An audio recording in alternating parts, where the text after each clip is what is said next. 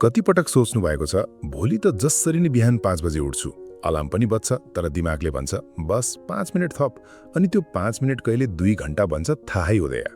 दिनभरि पछुतो हुन्छ कि म कति अल्छी छु, तर सत्य के हो भने तपाईँ अल्छी हुनुहुन्न, तपाईलाई सही तरिका मात्र थाहा छैन। आज म तपाईहरूलाई यस्ता 6वटा स्टेप्स बताउने छु जसले गर्दा ढिला सुत्नु भएको छ भने पनि बिहान 4:30 बजे बिना कुनै सङ्घर्ष उठ्न सक्नुहुनेछ। यो कुनै जादु होइन, कुनै ओभरनाइट ट्रान्सफर्मेसन पनि होइन, यो एउटा प्रणाली हो, विज्ञान, मनोविज्ञान र व्यावहारिक अनुभवमा आधारित। लाखौं मानिसहरूले यही सिस्टम प्रयोग गरेर आफ्नो बिहानको दिनचर्या बदलेका छन्। उनीहरू पनि तपाईँ जस्तै थिए, अलार्म बजाउने, स्नुज थिच्ने अनि आफैलाई गाली गर्ने, तर अहिले उनीहरू बिहान 4:30 बजे उठेर सूर्योदय हेर्छन्, आफ्नो दिनको योजना बनाउँछन् अनि बाँकी संसार ओछ्यानमा हुँदा उनीहरूले आफ्नो दिनको सबैभन्दा महत्त्वपूर्ण काम सिद्ध्याइसकेका हुन्छन्। किन धेरै जसो मानिसहरू बिहान उठ्न सक्दैनन्? धेरै जसोले सोच्छन् समस्या इच्छा शक्तिको हो, मसँग डिसिप्लिन छैन, अरूसँग हुन्छ मसँग हुँदैन। तर यो सत्य होइन। बिहान उठ्न नसक्नुको मुख्य कारण इच्छा शक्तिको कमी होइन, बरु प्रणालीको कमी हो। तपाईको शरीर र दिमाग एउटा निश्चित ढाँचामा चल्छन् जसलाई सर्काडियन रिदम भनिन्छ। सुत्ने र उठ्ने समय अनियमित भयो भने शरीरले कहिले थाहा पाउँदैन कि कहिले सुत्ने र कहिले जाग्ने। नतिजा अलार्म बाज्दा पनि शरीर तयार हुँदैन। अर्को कारण हो रातका बानीहरू। राति ढिलोसम्म मोबाइल चलाउने, ब्लू लाइट हेर्ने, क्याफिन लिने जस्ता कुराले मेलाटोनिन, निन्द्रा ल्याउने हर्मोन रोक्छ, जसले गर्दा निन्द्रा गहिरो हुँदैन र बिहान उठ्दा पनि थकान लागिरहन्छ। तेस्रो कारण हो किनको अभाव। बिहान उठ्नुको कुनै ठोस कारण नभए दिमागले सधैँ आरामलाई प्राथमिकता दिन्छ। यो एउटा ऊर्जा बचत गर्ने मसिन जस्तै हो। चौथो कारण हो वातावरण। अलार्म ओछ्यानको छेउमै, कोठा अन्ध्यारो, पर्दा बन्द, यस्तो वातावरणले नै सुत्ने सङ्केत दिइरहेको हुन्छ। अब तपाईलाई थाहा भयो, समस्या तपाईँ होइन, प्रणाली हो र प्रणाली बदल्न सकिन्छ। त्यसैले अब ती 6 स्टेप्स हेरौँ। पहिलो र सबैभन्दा महत्त्वपूर्ण स्टेप हो आफ्नो किन पत्ता लगाउनु। यदि बिहान 4:30 बजे उठ्नुको कुनै बलियो कारण छैन भने बाँकी 5 स्टेप्सले पनि काम गर्दैनन्, किनभने मानिस त्यही काम गर्छ जुन उसलाई अर्थपूर्ण लाग्छ। सोच्नुहोस्, के तपाईँ स्वास्थ्य सुधार्न चाहनुहुन्छ, व्यवसाय बढाउन चाहनुहुन्छ, पढाइमा अगाडि बढ्न चाहनुहुन्छ, परिवारलाई बढी समय दिन चाहनुहुन्छ? यी प्रश्नको जवाफ कागजमा लेख्नुहोस्, मोबाइलमा होइन। हातले लेख्दा दिमागमा त्यो कुरा गहिरोसँग बस्छ। तपाईको किन जति इमोसनल हुन्छ त्यति नै बलियो हुन्छ। म स्वस्थ हुन चाहन्छु भन्नुभन्दा मेरा छोराछोरीले मलाई 70 वर्षमा पनि उनीहरूसँग दौडिरहेको देख्न चाहन्छन् भन्नु धेरै बलियो कारण हो। उदाहरणका लागि, यदि तपाईँ व्यवसायी हुनुहुन्छ र दिनभर ग्राहक फोनमा व्यस्त हुनुहुन्छ भने बिहानको शान्त समय नै नयाँ योजना बनाउने अवसर बन्न सक्छ। विद्यार्थीको लागि पनि बिहानको शान्त समय सबैभन्दा प्रदानशील समय हुन सक्छ, जब वरपर शान्त हुन्छ र दिमाग ताजा हुन्छ। एउटा कागज लिनुहोस् र यी प्रश्नको जवाफ लेख्नुहोस्। यदि म बिहान 4:30 बजे उठ्न थाले भने मेरो जीवनमा के फरक आउँछ? अहिले जस्तै ढिला उठिरहे भने 5 वर्षपछि मेरो जीवन कस्तो हुनेछ? मेरो लागि सबैभन्दा महत्त्वपूर्ण मानिसहरूले मलाई कस्तो व्यक्तिको रूपमा हेरुन् भन्ने चाहन्छु। यो कागज ओछ्यानको छेउमा राख्नुहोस्, जहाँ बिहान उठ्ने बित्तिकै आँखामा पर्छ। बाँकी सबै स्टेप्स कसरी सम्बन्धी छन्, तर यो स्टेप किन सम्बन्धी छ। जसको किन बलियो हुन्छ उसले जुनसुकै कसरी सहन सक्छ। बिहान चाँडो उठ्ने कुरा वास्तवमा अघिल्लो रातबाटै सुरु हुन्छ।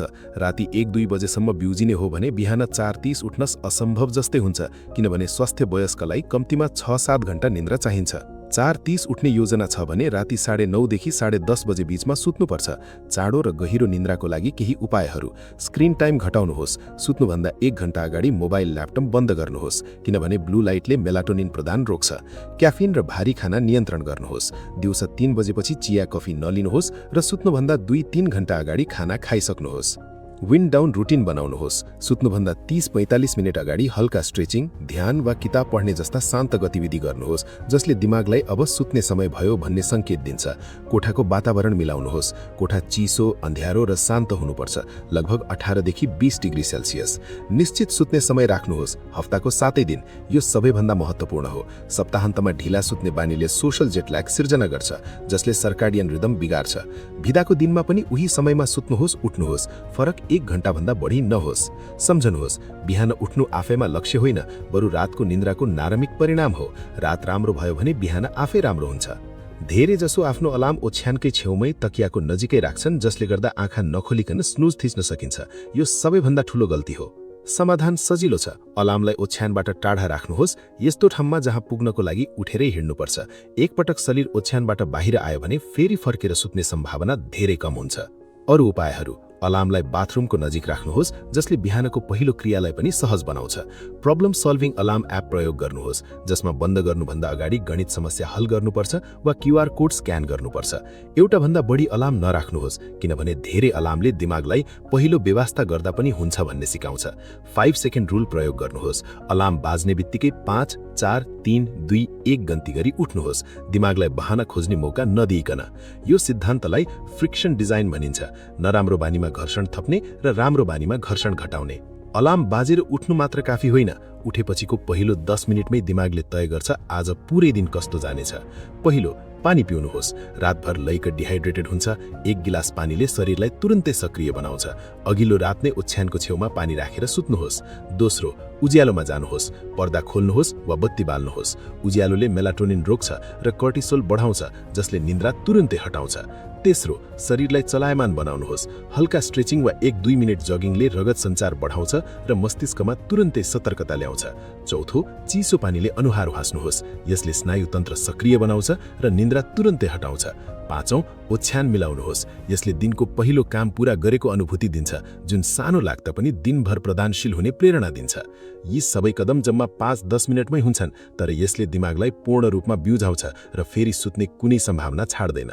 धेरैजसो प्रेरणाको पर्खाइमा बस्छन्। जब मन लाग्छ तब उठ्छु, तर प्रेरणा एउटा भावना हो जुन सधैँ आउँदैन। यदि प्रेरणामा भर परेर योजना बनाउनु भयो भने असफल हुनुहुनेछ। यसको सट्टा चाहिने कुरा हो अनुशासन, मन नलागे पनि गर्ने बानी। यो एउटा निर्णय हो, भावना होइन, र यो अभ्यासले बढाउन सकिने सिप हो। 2 मिनेट माइन्डसेट। अलार्म बाज्दा दिमागले अझै 5 मिनेट भन्दा आफैलाई भन्नुहोस्, ठिक छ, तर पहिलो 2 मिनेट मात्र गर्छु। सानो र सम्भाव्य लक्ष्यले प्रतिरोध घटाउँछ र एकपटक ती 2 मिनेट पूरा भएपछि शरीर पहिले नै असक्रिय भइसकेको हुन्छ।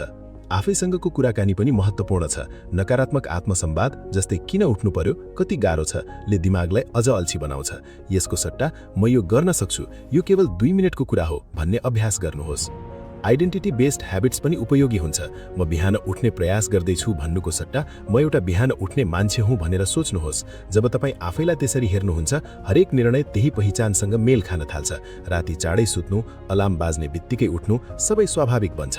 अन्तिम स्टेप हो प्रगति ट्र्याक गर्नु र आफैलाई जवाफदेही बनाउनु। धेरैले पहिलो 1-2 दिन उत्साहित भएर उठ्छन्, तर 1 हप्तापछि पुरानै बानीमा फर्किन्छन् किनभने प्रगति नाप्ने कुनै तरिका हुँदैन। ह्याबिट ट्र्याकर प्रयोग गर्नुहोस्। क्यालेन्डरमा हरेक सफल दिनमा डबल टिक चिन्ह लगाउनुहोस्। यसले डोन्ट ब्रेक द चेन प्रक्रिया सृजना गर्छ। लगातार डबल टिकहरूको श्रृङ्खला तोड्न दिमाग चाहदैन।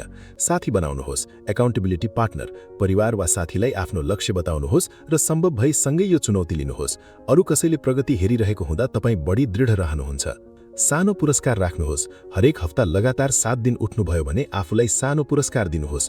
यसले दिमागलाई यो बानीले फाइदा दिन्छ भन्ने सङ्केत दिन्छ।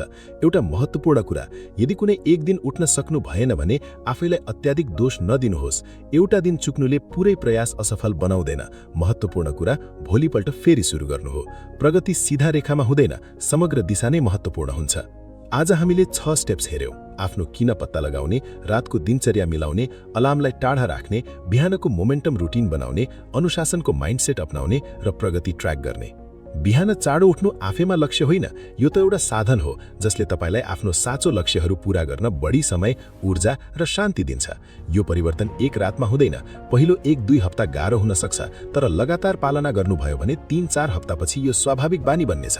आजैदेखि सुरु गर्नुहोस्। आजै राति आफ्नो किन लेख्नुहोस्, अलार्मलाई टाढा राख्नुहोस् र भोलि बिहान पहिलो पाइलो चाल्नुहोस्। सम्झनुहोस्, तपाईँ अल्छी हुनुहुन्न, तपाईलाई केवल सही प्रणाली चाहिएको थियो। अब तपाईसँग त्यो प्रणाली छ। धन्यवाद।